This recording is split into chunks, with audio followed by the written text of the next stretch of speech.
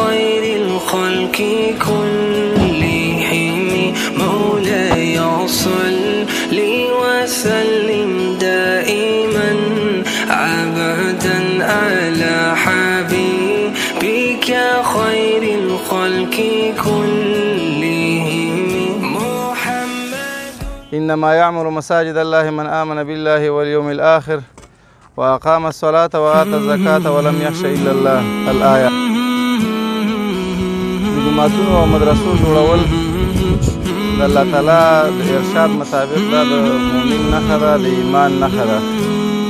څوک چې د دې په باره کې اخلاص کوي، ځمکه ورکوي، خرچه کوي، په عمل او په نیت او په عباداتو یې ابادوي، دا ټول د اسلام شاعر دي او د ایمان نښه ده.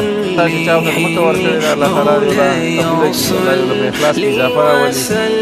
او که څوک پکې مالي تعاون کوي، چا پکې کړی، دا د بناتو د زنانو مدرسه ده. زموږ او ستاسو د هلکانو او د ذکورو مدارس خو الحمدلله زیات دي. دا د بناتو د تعلیم مشکلات دي په هره سطحه باندې. نو دې برخې ته چې هر چا توجه کړي، الله تعالی دې ورله قبوله کړي او الله تعالی دې د هغې دپاره په میزان د حسناتو کې په درون حساب باندې حساب کړي.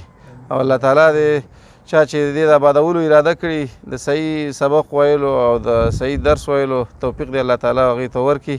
او د ټولو حاضرینو ته څوک چې دلته راغلي دي او ځای کې حاضر دي، په دې ګرمۍ کې وخت ورکړی دی، الله تعالی د دوی دا قدمونه د ایمان په تله کې واچوي او الله تعالی د دوی دا سعی او کوشش او نیتونه قبول کړي.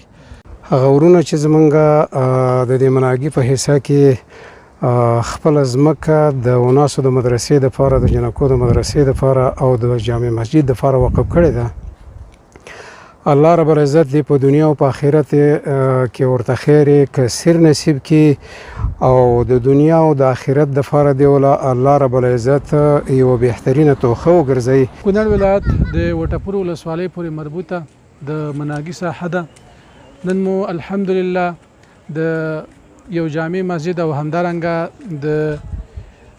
د غناسو دپاره د مدرسې د تهداب ډبره کېښودله.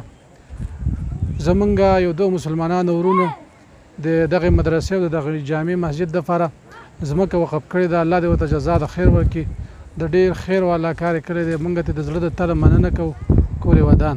او د دې ځای څخه زمونږ په دې مؤمنانو مسلمانانو ورونو خویندو باندې غږ دی چې راشئ د خپل مرګ او وفات څخه وروسته داسې یو څه پرېږدئ چې ستاسو د وفات او ستاسو د مرګ څخه وروسته تاسو ته د هغې خیر در رسېږي.